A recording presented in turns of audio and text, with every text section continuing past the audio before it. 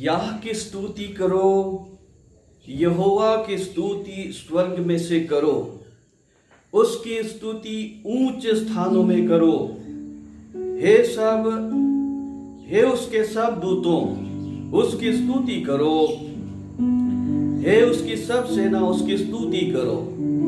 हे सूर्य और चंद्रमा, उसकी स्तुति करो। हे सब ज्योतिर्मय तारागण, उसकी स्तुति करो। हे सबसे ऊंचे आकाश और हे आकाश के ऊपर वाले जल, तुम दोनों उसकी स्तुति करो। वे यहोवा के नाम की स्तुति करें, क्योंकि उसी ने आज्ञा दी और ये सिरजे गए, और उसने उनको सदा सर्वदा के लिए स्थिर किया है, और ऐसी विधि ठहराई है जो टलने की नहीं।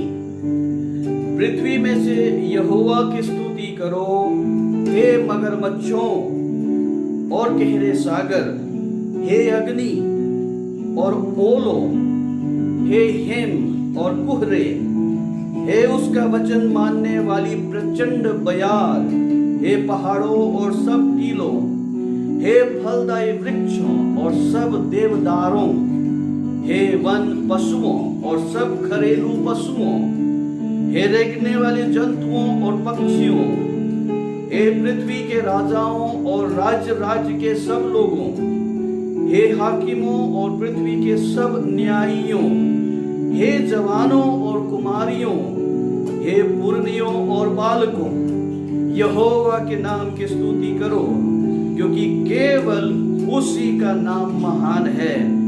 उसका ऐश्वर्य पृथ्वी और आकाश के ऊपर है। उसने अपनी प्रजा के लिए एक सिंह ऊंचा किया है। यह सब उसके सब भक्तों के लिए, अर्थात इस्राएलियों के लिए और उसके समीप रहने वाली प्रजा के लिए स्तुति करने का विषय है। याह की स्तुति करो। Hallelujah, hallelujah. खुदावन का धन्यवाद हो, उसके अनुग्रह से हमें एक और दिन मिला है, इसलिए आइए हम उस परमेश्वर के नाम की महिमा करें। यीशु तेरा नाम कितना सुंदर, यीशु तेरा नाम है कितना पावन। Hallelujah, hallelujah. Thank you Jesus, thank you Jesus. मेरे साथ मिलकर गाइए और खुदावन के नाम की बड़ाई कीजिए, उसके नाम की तारीफ करें, हमद व सितारिश करें। इसकी बड़ी कृपा हमारे जीवन में हुई और उसने हमें जिंदा रखा है। Hallelujah. Let us bless the name of the Lord Almighty. Let us praise and thank Him for all His faithfulness. Let us glorify His name. Let us lift up His name because He is the Almighty God. Hallelujah. यीशु तेरा नाम। Hallelujah. Thank you Jesus. Hallelujah. Thank you Lord.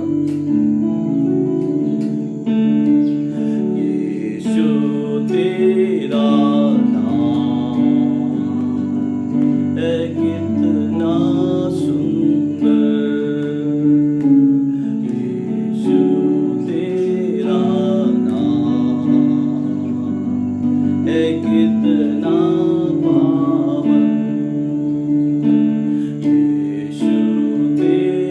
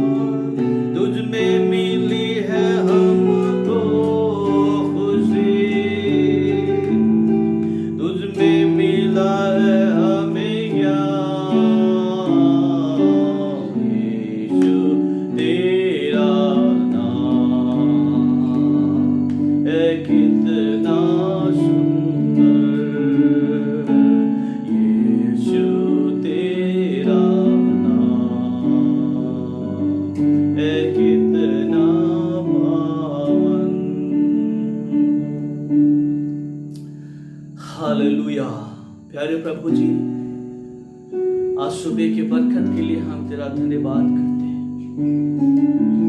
तेरी बड़ी कृपा दृष्टि हमारे जीवन में हुई कि खुदावन हम नष्ट नहीं हुए बल्कि जिंदा हैं।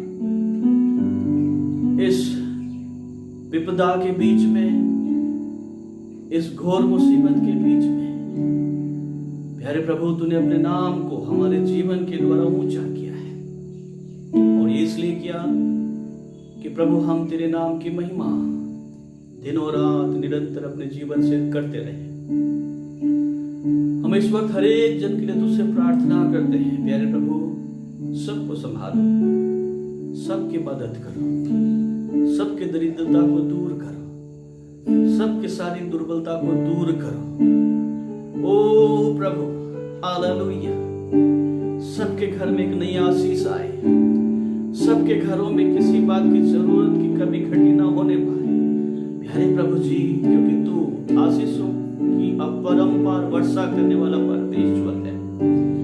खुदावन, हम इस वक्त उन परिवारों के लिए प्रार्थना करते हैं जिनके पास भोजन पर्याप्त नहीं है, जिनके पास नौकरी नहीं है, ओ खुदावन, जिनके पास रहने को स्थान नहीं है, खुदावन, जिनके लिए कल का दिन भारी बन जाता है, हम उन सबको तेरे अनुग्रह के सिंहासन के सम्मुख ले आते हैं और विनती करते हैं प्रभु, तू ही दया कर। हमारे देश ऊपर खुदावन तेरी बड़ी कृपा दृष्टि हो। भारतवर्ष तेरा है, तूने बनाया है, यहाँ के भारतवासी तेरे हैं। हम सबके ऊपर आशीष मांगते हैं और प्रार्थना करते हैं प्यारे प्रभु, सभी जन खुदावन पवित्र आत्मा के द्वारा नए जन्म का अनुभव करने पाए, ऐसा हमारी विनती है प्यारे प्रभु जी। हमारे देश की सरकार, प्रधानमंत्री, राष्ट्रपति, केंद्रीय मंत्री और प्यारे खुदावन राज्य स्तर के मंत्री और प्रदेशों की सरकार, मुख्यमंत्री, राज्यपाल, उनके सहयोगी मंत्रियों के लिए, अधिकारियों के लिए, डॉक्टर्स के लिए, नर्सेस के लिए, पैरामेडिकल स्टाफ्स के लिए, प्यारे खुदावन ड्राइवर्स के लिए जो हॉस्पिटल की वैन चलाते हैं, प्यारे प्रभु हर एक के लिए विनती करते हैं, सबके ऊपर तेरी कृपा दृष्टि हो, सबको छू ले, हर एक को बरकत दे, आशीष दे प्यारे खुदावन। Hallelujah, hallelujah. इस हफ्ते खुदा तेरे बच्चों में से यदि किसी ने अपनी कमाई का 10वां बैंक में जमा किया है, उनके लिए हम धन्यवाद करते हैं और बरकत मांगते हैं। सबको बरकत दे प्यारे प्रभु, किसी को किसी प्रकार की भली वस्तु की कमी घटी ना होने पाए, तो यही हमारे तुझसे विनती है। हम सबको आशीष दे, धन्यवाद। खास करके हम अपने बुजुर्गों को तेरे हाथों में सौंपते हैं, सबके ऊपर तू अपनी दया दृष्टि कर, हर एक को संभालना। तेरा धन्यवाद हो, तूने हमारी प्रार्थना सुना है, यीशु मसीह के नाम से मांगते हैं, आमीन। Praise the lord, hallelujah. प्रभु की आशीष सबको मिले। प्रभु आपको अपने पंखों की आड़ में छिपा के रखे और आपको बहुतों के लिए आशीष का कारण बनाए। परमेश्वर आपके द्वारा अपने नाम की महिमा ले और आप बहुत से लोगों के लिए शांति का कारण बने। बहुत से लोग जो इस वक्त दुखों में होकर गुजर रहे हैं, उनके लिए आप सांत्वना का कारण बने। जो इस वक्त दुख की कठिन परिस्थितियों में से होकर गुजर रहे हैं, उनके लिए आप आशीष का कारण बने, ऐसा हमारी प्रार्थना है। परमेश्वर सबको आशीष दे और अपने सुरक्षा में अपने पंखों के आड़ में छिपा के रखे, यही हम विनती करते हैं। खुदावन महान है और उसकी उपस्थिति उसके बच्चों के साथ दिन और रात बनी रहती है। चाहे हम मौत की तराई में से होकर गुजरें तो भी हम हानि से नहीं डरते हैं, क्योंकि परमेश्वर की उपस्थिति उसके बच्चों के साथ रहता है। आज खुदावन ने हमको यह दिन इसलिए दिया है कि हम उसका शुक्र करें कि हम जिंदा हैं, इसलिए नहीं कि हम अपने बल अपने सामर्थ्य के द्वारा आज के दिन दिख पाए हैं, बल्कि इसलिए कि उसकी कृपा दृष्टि हमारे जीवन में हुई और उसने हमें एक नया जीवन जीने को दिया है। उसके नाम की हमदो सिताइश करें, तारीफ करें, महिमा करें, प्रशंसा करें, बड़ाई करें, धन्यवाद दें। जो कुछ भी, जिस भी हालात में आप हैं, ये कठिन है लेकिन असंभव नहीं है। जब हम इसका उपयोग करते हैं, जब हम परमेश्वर की आराधना करते हैं, उसकी निकटता में रहते हैं, उसकी उपस्थिति में रहते हैं, तो परमेश्वर अपने नाम को हम जैसे दीनहीन प्राणियों के द्वारा ऊंचा करता है। हालेलुया। परमेश्वर सबको आशीष दे और अपने पंखों काट में छिपा के रखे और आप सुरक्षित पाए जाएं, यही हम सब आपके लिए प्रार्थना करते हैं। मुझे याद है कि आप पिछले हफ्ते के संदेश को आपको स्मरण होगा कि हमने पिछले हफ्ते दो किस्म के व्यक्तियों के बीच में विभेद करने का प्रयास किया था। एक है शारीरिक व्यक्ति और एक है आत्मिक व्यक्ति, जिसको हमने रोमियो की पत्री उसके 8 अध्याय और 5 वचन से आगे के वचनों में हमने देखा था। शारीरिक व्यक्ति और आत्मिक व्यक्ति के बीच में भिन्नता, और हमने उसको बहुत ही कम समयों में विश्लेषण करने का प्रयास किया, किंतु समय इतना संक्षिप्त रहता है कि आगे हम कुछ भी नहीं कर पाते हैं। खुदावंद ने आज सुबह फिर से मेरे मन में यह बात डाला कि हम उसमें से एक कदम आगे को और बढ़ें और ये समझने का प्रयास करें कि शारीरिक व्यक्ति और आत्मिक व्यक्ति की जो भिन्नता है, वचन में किस प्रकार से विश्लेषण किया गया है। अगर एक व्यक्ति जो शरीर की इच्छा को पूरा करता है तो हम उसको एक शारीरिक व्यक्ति कहते हैं। वो व्यक्ति जो शरीर के इच्छाओं को पूरा करने के लिए दिन और रात प्रयास करता है, वो एक शरीर में रहने वाला व्यक्ति है, उसको हम आत्मिक व्यक्ति नहीं कह सकते हैं। पहचान क्या है? शारीरिक व्यक्ति भी वैसे ही दिखाई देता है और आत्मिक व्यक्ति भी वैसे ही दिखाई देता है। तो दोनों के बीच में भिन्नता क्या है? भिन्नता यह है कि आत्मिक व्यक्ति परमेश्वर के नाम की महिमा करता है, परमेश्वर के आत्मा के चलाए चलता है, परमेश्वर को प्रसन्न करता है, जबकि एक शरीर का रहने वाला व्यक्ति जो शरीर के द्वारा नियंत्रित किया जाता है, अपने पांचों ज्ञानेंद्रियों के द्वारा उसके पूरे शरीर का नियंत्रण किया जाता है, वो एक शारीरिक व्यक्ति है, वो शरीर में रहने वाला व्यक्ति है। हमें इसको ध्यान में रखना होगा, और जब हमें इसका ध्यान होगा हमारे दिमाग में, तो हम आगे के विचारों में बातचीत कर सकते हैं। अब बड़ा सवाल ये उठता है कि क्या एक शारीरिक व्यक्ति परमेश्वर के राज्य में प्रवेश कर सकता है? क्या एक शरीर में जो व्यक्ति जीवन यापन करता है, क्या वो परमेश्वर को अपना खुदावन कह सकता है या परमेश्वर के निकट जा सकता है? इसी विषय पर आज हम बातचीत करेंगे, जिसे हम कहेंगे रीजनरेशन या रीबर्थ, पुनर्जन्म या नया जन्म। पुनर्जन्म नहीं, नया जन्म किस प्रकार से एक शारीरिक व्यक्ति प्राप्त कर सकता है। हमने कहा कि वो व्यक्ति जो शरीर में अपना जीवन व्यतीत करता है, शरीर की इच्छाओं को पूरा करता है, वो परमेश्वर की वचन पर नहीं चलता है, परमेश्वर के वचन पर नहीं चलता है, बल्कि शरीर की लालसाओं को पूरा करते करते इसी धरती पर रह जाता है। इसलिए उस व्यक्ति के बारे में रोमियो के पत्री 3:23 में इस प्रकार से लिखा हुआ है, इसलिए कि सबने पाप किया है और परमेश्वर के महिमा से रहित हैं। प्रियो, सबसे पहले हमको ये समझने की ज़रूरत है कि जो आज आत्मिक व्यक्ति है वो भी कभी शारीरिक व्यक्ति हुआ करता था। जो व्यक्ति आज परमेश्वर को प्रेम करता है वो भी एक ज़माने में पाप में जीवन जी करके अपने शरीर की अभिलाषाओं की पूर्ति करता था, लेकिन जिस दिन खुदावन का अनुग्रह उस पर हुआ वो परिवर्तित हो गए, एक नया व्यक्ति हो गया, और उसे हम कहेंगे रीबर्थ या स्पिरिचुअली बीइंग बोर्न अगेन। आप शरीर में तो वैसे ही हैं, लेकिन आपकी आत्मा जो है बदल जाती है, आप परिवर्तित हो जाते हैं, हम परिवर्तित हो जाते हैं। और ये शरीर में रहने वाले व्यक्ति को इसीलिए एक शब्द में उसकी डेफिनेशन दिया जाता है, उसे हम पापी कहते हैं। जो पाप करता है वो पापी है, जो धर्म के काम करता है वो धर्मी है, जो अच्छा करता है वो अच्छा व्यक्ति है। ये उस प्रकार की परिभाषा दिया जाता है। जो व्यक्ति पाप में जीवन बताता है वो पापी है। और रोमियो के पत्री 3:23 में यही तो कहा गया है कि सबने पाप किया है, कोई भी ऐसा नहीं है जो पाप से वंचित हो, जिसने पाप ना किया हो। इस शरीर में जो पैदा हो, इस दुनिया में जो पैदा हुआ है वो पापी ही है। और इसीलिए यहाँ पर रोमियो के पत्री बहुत स्पष्ट रूप में कहता है कि सबने पाप किया है और परमेश्वर की महिमा से रहित हैं। इसलिए हमको फिर से परमेश्वर के महिमा जिसके लिए हम बनाए गए हैं उसमें रिस्टोर होने के लिए, वापस पुनर्व्यवस्थित होने के लिए होना बहुत ज़रूरी है। आदम और हवा को हम स्मरण करते हैं, अच्छे खासे थे, ठीक ठाक थे, किसी प्रकार की कमी घटी नहीं थी, अच्छी जगह परमेश्वर ने रखा था।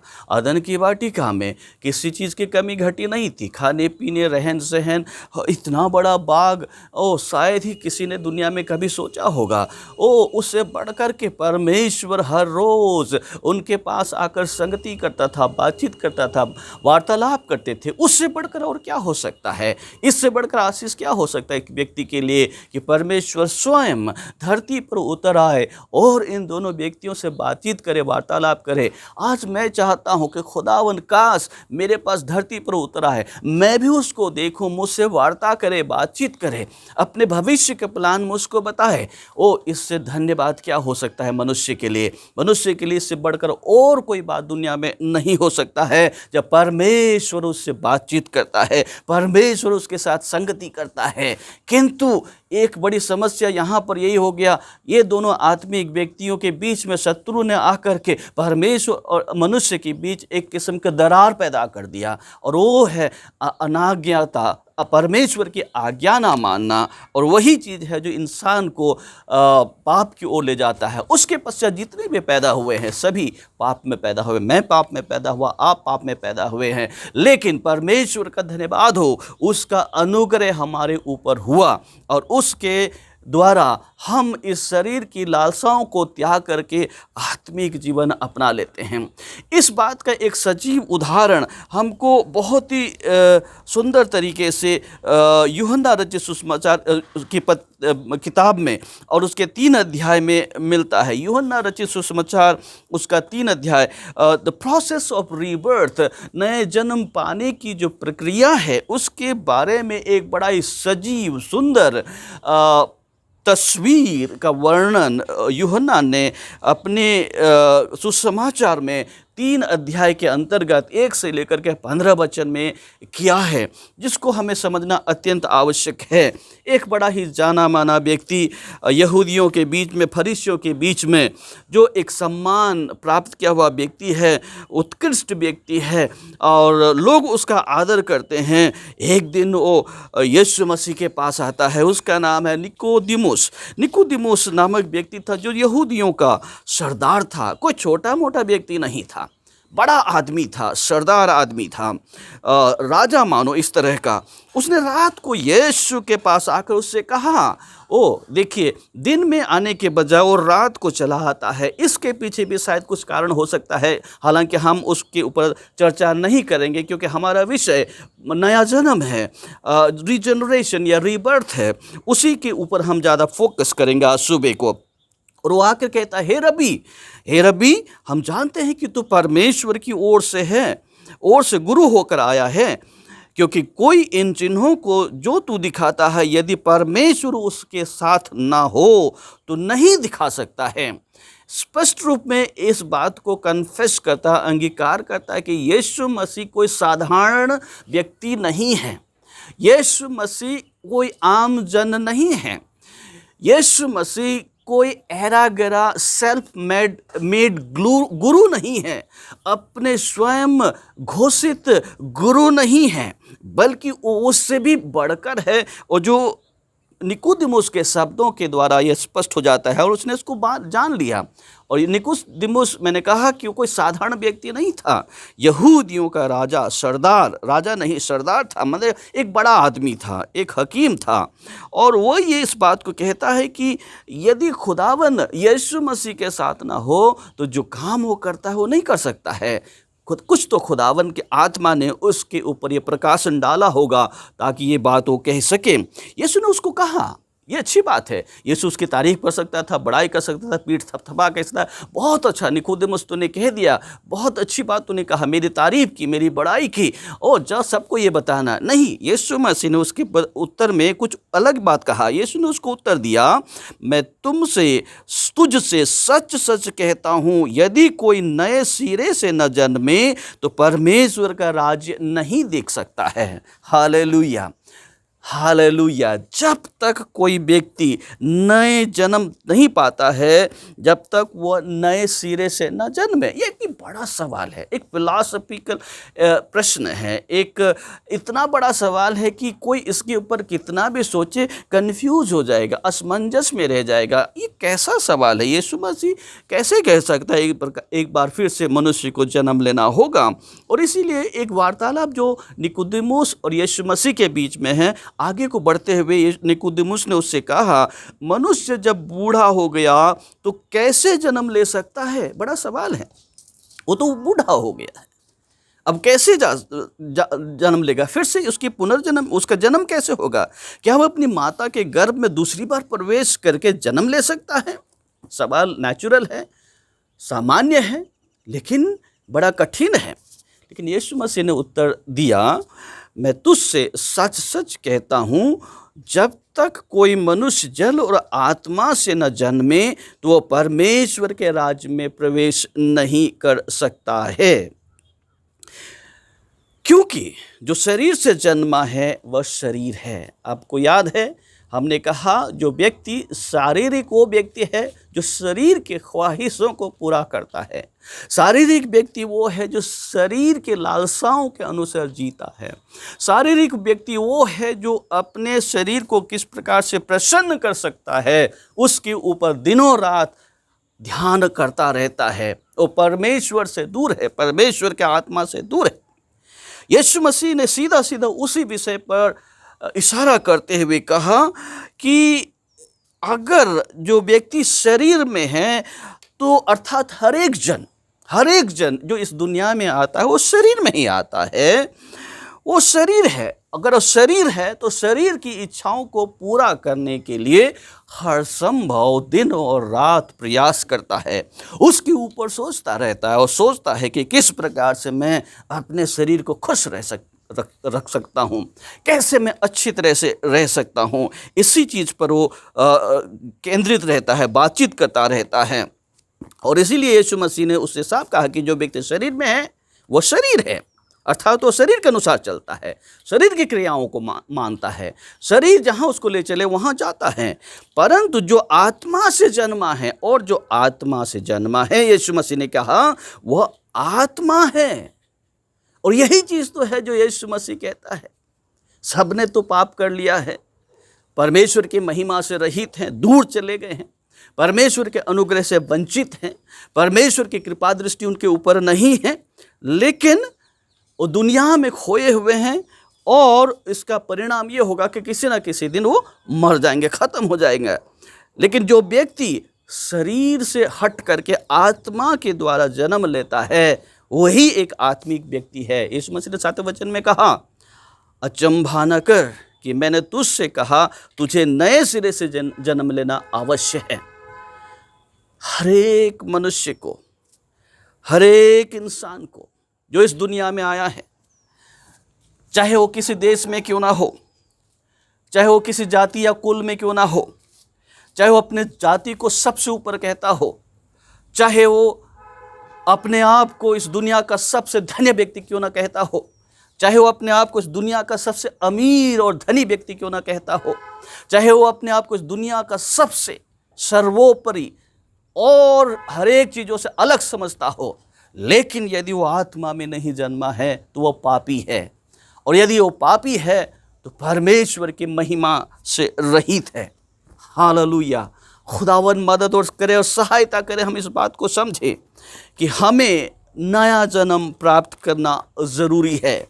यहेजकेल की किताब, यहेजकेल नबी की किताब और उसका 36 अध्याय के 26 और 27 वचन में हमको स्पष्ट रूप से नए जन्म प्राप्त करने के लिए कैसे प्राप्त कर सकते हैं उसकी ओर भविष्यवक्ता का इशारा पाया जाता है, जहाँ पर लिखा गया है, मैं तुमको नया मन दूंगा और तुम्हारे भीतर नई आत्मा उत्पन्न करूंगा और तुम्हारी देह में से पत्थर का हृदय निकालकर तुमको मांस का हृदय दूंगा। मैं अपना आत्मा तुम्हारे भीतर ऐसा देकर ऐसा करूंगा कि तुम मेरी विधियों पर चलोगे और मेरे नियमों को मानकर उसके अनुसार करोगे। हालेलुया। भविष्यवक्ता ने अपने भविष्यवाणी में, यद्यपि ये इज़राइलियों को संबोधित है, लेकिन हमारे लिए भी इशारा करता है कि हर एक को नया जन्म प्राप्त करने की आवश्यकता है। ये शरीर को माँ के गर्भ में दोबारा प्रवेश करने की आवश्यकता नहीं है, लेकिन इसी शरीर में रहते हुए हमें खुदावन के आशीष को प्राप्त करना नितांत आवश्यक है। यदि हम परमेश्वर से दूर रहेंगे तो हम उसके आशीषों को प्राप्त नहीं कर पाएंगे। उसके आत्मा के द्वारा अगर हमारे जीवन का नया जन्म नहीं हुआ है तो हम आगे को नहीं बढ़ सकते हैं। यूहन्ना ने पहले अध्याय के 12 और 13 वचन में इस प्रकार से कहा, परंतु जितनों ने उसे ग्रहण किया उसने उन्हें परमेश्वर के संतान होने का अधिकार दिया। जितनों ने, चाहे वो स्त्री हो, चाहे वो पुरुष हो, चाहे वो बच्चा हो, चाहे नौजवान हो, चाहे अमीर हो, चाहे गरीब हो, चाहे ब्राह्मण हो या क्षत्रिय या शूद्र या वैश्य हो या पंचम हो या हिंदुस्तानी या अमेरिका का हो या किसी अन्य देश का हो, जिसने भी खुदावन को, परमेश्वर को अपने जीवन का उद्धारकर्ता ग्रहण कर लिया है, परमेश्वर ने उन्हें अपने संतान होने का अधिकार दे दिया है। अर्थात उन्हीं को जो उसके नाम पर विश्वास रखते हैं। ये दो चीज़ है, ये दो बात अलग अलग है कि हम परमेश्वर को जानते हैं और हमने परमेश्वर को अपनाया है। आज दुनिया में हर कोई परमेश्वर को जानता है। मैं सोचता हूँ कहीं ना कहीं उसने सुना है जिस परमेश्वर के बारे में हम कह रहे हैं। अरे ईश्वर को तो जानता ही है, बोलता है। हाँ, हो सकता है हमारे यीशु मसीह को भी दुनिया के बहुत से लोगों ने जाना है। बहुत से लोग शायद समझते हैं क्योंकि उन्होंने खुदावन के कलाम में शायद पढ़ा होगा, लेकिन ऐसा जानना उनको किसी प्रकार का आत्मिक लाभ नहीं पहुंचाता है, क्योंकि यह व्यक्ति सिर्फ खुदावन के बारे में जानता है लेकिन उस खुदावन को अनुभव नहीं किया है। यहाँ पर जो बात कही गई है, अनुभव करना, खुदावन को क्या हमने अपने जीवन में अनुभव किया है या नहीं, ये बहुत ज़रूरी है। क्योंकि जो व्यक्ति यीशु मसीह को अनुभव करता है, यीशु मसीह ने कहा, वे न तो लहू से, न शरीर की इच्छा से, न मनुष्य की इच्छा से, परंतु परमेश्वर की इच्छा से उत्पन्न हुए हैं। Hallelujah. We are born again by the will of the Spirit. The Spirit has regenerated us. पवित्र आत्मा ने हमारा फिर से पुनरुद्धार किया है, हमारे जीवन को एक नया जीवन दिया है। ये एक जरूरी बात है। वही लोग जो परमेश्वर पर विश्वास करते हैं, परमेश्वर की इच्छा पर चलते हैं।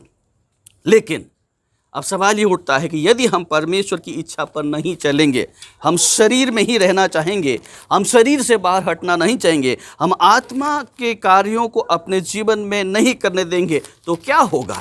रोमियो के पत्री उसका 6 अध्याय और 23 वचन इसमें इस प्रकार से कहता है। रोमियो के पत्री 6 अध्याय और 23 वचन, वो लोग जो परमेश्वर की आत्मा के अनुसार नहीं चलते हैं, जो लोग परमेश्वर के अधीन नहीं होना चाहते हैं, अर्थात वो लोग जो शरीर में रहते हैं, अर्थात वो लोग जो शरीर के अनुसार अपने जीवन को बिताते हैं, वो शरीर हैं, वो या शारीरिक हैं। द कार्नल पर्सन, उसके बारे में लिखा गया उनका परिणाम क्या होगा, क्योंकि पाप की मजदूरी, अर्थात जो व्यक्ति पाप करता है वो पापी है, अर्थात पापी की जो दशा है या पाप की मजदूरी तो मृत्यु है, परंतु परमेश्वर का वरदान हमारे प्रभु यीशु मसीह में अनंत जीवन है।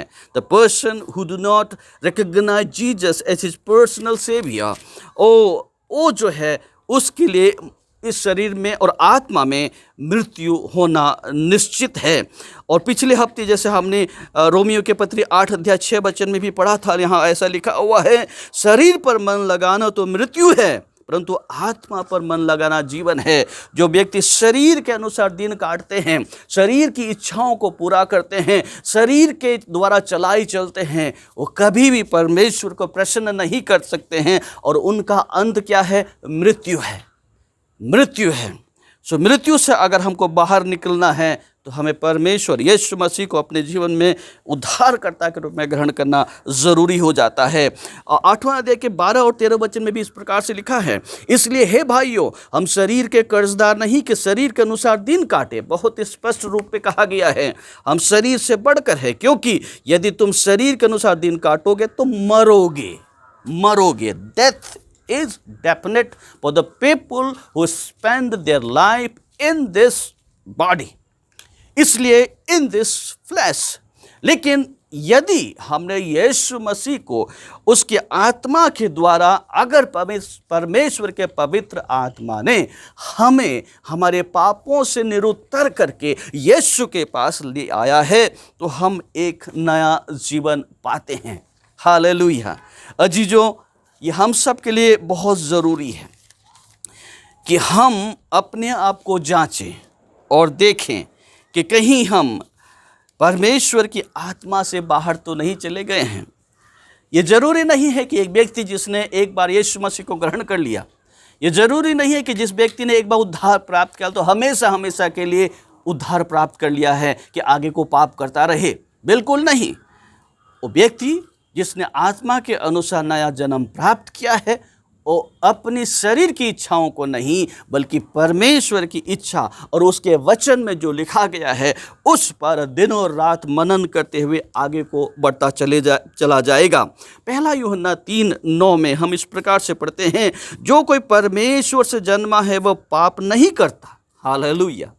जो कोई परमेश्वर से जन्मा है वो पाप नहीं करता, क्योंकि उसका बीज उसमें बना रहता है, परमेश्वर का बीज बना रहता है, और वह पाप कर ही नहीं सकता क्योंकि परमेश्वर से जन्मा है। अगर हम आज ये कहते हैं कि हम परमेश्वर से जन्मे हैं, हमने नया जन्म प्राप्त कर लिया है, लेकिन हमारे शरीर के कार्य दुनिया के लोगों के शरीर के कार्य से अलग नहीं है, तो कहीं ना कहीं हम उस नए जन्म के उद्धार का जो अनुभव है उससे कहीं ना कहीं हम भटक गए हैं, कहीं ना कहीं हम दूर चले गए हैं। ऐसे स्थिति में हमको चाहिए कि हम वापस परमेश्वर के पास लौट के आएं, अपने पापों से पश्चाताप करें, तौबा करें, और परमेश्वर अपना कृपा दृष्टि हमारे जीवन में करेगा। यह पहला यूहन्ना 5:3 और 4 वचन में इस प्रकार से लिखा हुआ है, क्योंकि परमेश्वर से प्रेम रखना यह है कि हम उसकी आज्ञाओं को मानें। प्रियो, परमेश्वर के द्वारा जो व्यक्ति नया जन्म प्राप्त करता है उसके जीवन में एक ये चिन्ह होता है कि वह परमेश्वर की आज्ञाओं को मानते हैं, और उसकी आज्ञाएं कठिन नहीं हैं। हालेलुया। बहुत आसान है, क्योंकि जो कुछ परमेश्वर से उत्पन्न हुआ है वह संसार पर जय प्राप्त करता है, और वह विजय जिससे संसार पर जय प्राप्त होती है हमारा विश्वास है। बहुत स्पष्ट रूप से हमको समझना है। 18वें वचन भी पढ़ देता हूँ, पहला यूहन्ना उसका 5:18 लिखा, हम जानते हैं कि जो कोई परमेश्वर से उत्पन्न हुआ है वह पाप नहीं करता, पर जो परमेश्वर से उत्पन्न हुआ है उसे वह बचाए रखता है, और वह दुष्ट उसे छूने नहीं पाता। जो लोग परमेश्वर से उद्धार प्राप्त कर चुके हैं, अर्थात जिनका नया जन्म हो चुका है, वो पाप नहीं करता है, वो पाप से दूर रहते हैं, क्योंकि परमेश्वर का आत्मा उनके अंदर वास करता है। परमेश्वर की आत्मा उनको ऊंचाई की ओर लेके जाता है। परमेश्वर की आत्मा उनको अपनी आशीषों अपने चारों ओर घेरे रहता है। परमेश्वर ही हमको आगे चला जाता है। इसलिए हम शरीर की इच्छा पूरी नहीं करते, लेकिन अगर कहीं हम इधर उधर चूक गए हैं तो हमको अपने जीवन जांचने की आवश्यकता है। पहला यूहन्ना 4:4 में लिखा है, हे बालकों, तुम परमेश्वर के हो और तुमने उस पर जय पाई है, क्योंकि जो तुम में है वो उससे जो संसार में है बड़ा है। इसलिए प्रियो, यदि हमने अपने जीवन में नया जन्म का अनुभव किया है तो ये हो नहीं सकता है कि हम पाप करें। हम शरीर की इच्छाओं लालसाओं को पूरा करें। ये हो नहीं सकता है कि हम शरीर में जीवन बिताएं, बल्कि हम उससे उठकर जिएंगे। हम इस बात को याद रखें। हमने एक समय कहीं ना कहीं प्रभु यीशु मसीह के पवित्र आत्मा के द्वारा अपने जीवन में नया जन्म प्राप्त कर लिया है। और जब हम नया जन्म प्राप्त किया है, तो आइए हम नए जन्म के अनुसार, उसके सिद्धांतों नियमों के अनुसार जीवन यापन करें। यदि हम शरीर के अनुसार जीवन यापन करते हैं तो अभी भी हम शारीरिक हैं। खुदावन का कलाम, खुदावन की आत्मा चाहता है कि हम आत्मिक बने, मैच्योर बने, परिपक्व बने, परमेश्वर का आत्मा के द्वारा चलाए चलें। और जब हम उसके आत्मा के द्वारा चलाए चलते हैं तो हम किसी भी तरीके से इस दुनिया में की बातों को या शरीर में की बातों को अपने जीवन के द्वारा, अपने शरीर के द्वारा कभी भी संतुष्ट या पूरा नहीं कर पाएंगे। बड़ी हम सब के ऊपर खुदावन का अनुग्रह हो कि हम इस बात को जानें कि कहीं हम उस अनुग्रह से, जो नया जन्म है, उससे कहीं दूर तो नहीं चले गए हैं। अगर ऐसा हुआ है, अगर हमने प्रभु यीशु मसीह को अपने जीवन से बाहर कर लिया है और दुनिया किसी चाल चलने लग गए हैं, तो आइए हम पश्चाताप करें, लौट आएँ परमेश्वर के पास, और हम हमको बड़ी आशीष देगा और अपने शरण में ले लेगा, अपने पंखों का आड़ में ले लेगा, और हम उसकी आशीषों को अपने जीवन में बहुतायत से अनुभव करेंगे। परमेश्वर हम सबको आशीष दे। आइए हम प्रार्थना करें। प्यारे खुदावन, हम तेरा धन्यवाद देते हैं आज सुबह के समय के लिए, तेरी कृपा के लिए, तेरी अनुग्रह के लिए। तूने यहाँ तक हमारी मदद किया है, यहाँ तक तूने हमें संभाला है, अपने पंखों का आड़ में छिपा के रखा है। तेरा शुक्र करते हैं। प्यारे खुदावन, हमें इस बात को जांचने का अनुग्रह दे कि कहीं हम तेरे अनुग्रह से नीचे तो नहीं चले गए हैं और हम शरीर की इच्छा को तो पूरा नहीं कर रहे हैं। दया कर और अनुग्रह कर, ताकि प्यारे प्रभु जी हम तेरे आत्मा के द्वारा चलाए चलें, ताकि हम शरीर की बातों को नहीं बल्कि आत्मा की बातों को पूरा कर सकें और तेरे वचन को मान सकें, तेरे आज्ञाओं को मान सकें, ताकि खुदावन इस दुनिया में जब तक हमको तू रखता है, एक विजयी जीवन, एक ऐसा जीवन जिए जो दुनिया से परे है, ऊपर है, उसको जीने में हमारी मदद कर, सहायता कर। हम सबको बड़ी आशीष दे। खुदावंद यीशु मसीह के नाम से मांगते हैं, आमीन।